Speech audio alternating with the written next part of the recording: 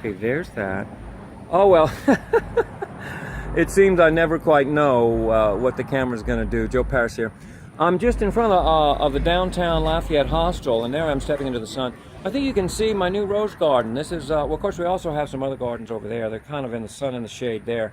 That's going to be for sunflowers. A friend that I've known all of her life since she was 12 years old helped me do these double J's.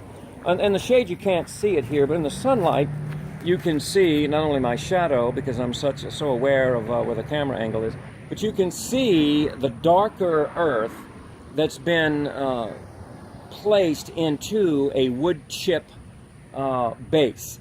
And this gives the sunflowers planted here lots of room for their roots to spread and grow tall. We hope to get to be 12 to 14 feet tall as they did last summer. When I planted 102 over in the community garden, you can see across the street. It's in between me and that blue house is our community garden. And I'm going to plant more of these. 102 last year, it's really nice. But this year I'm going to try to do more in front of my own home. There's a severe shift in lighting. But here's that second sunflower bed. You can hardly see it, although you can see my shadow and the gable, the high steep gable of the Lafayette Downtown Hostel. But here's what I'm really proud of right here. This is the rose garden I just finished this morning.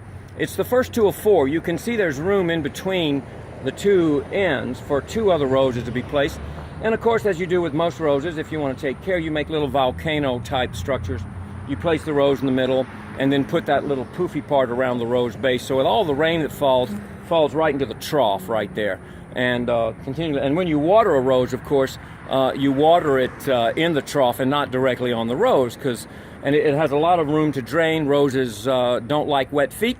And this is going to be a Charlotte, which is a David Austin rose. It's very fragrant. It's yellow.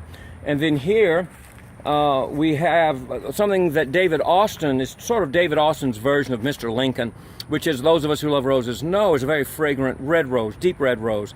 They have another name for it. I'm not sure what it is, but they developed it to mimic the Mr. Lincoln. A nice deep red velvety rose that has a great aroma. And so this is the rose bed. Now, there's only one other part of the Lafayette Downtown Hostel's beds that I have, and you can see them there against the house. They got a lot of morning sun, and you can see the far one is going to get afternoon sun as well. And these are going to be all sunflowers. They're all going to be the Russian mammoths. I'll have a few Russian reds in there as well.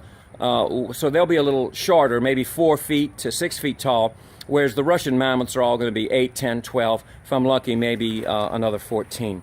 But anyway, here we are. This is the thing I'm most proud of that I wanted to show everyone along with my shadow, is the 2 ends of the new rose bed here at the Lafayette Downtown House. So pass by.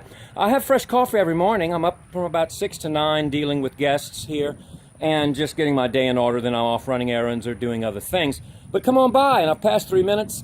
So I'll say bye. Joe Paris here at the Lafayette Downtown Hostel and our new rose garden.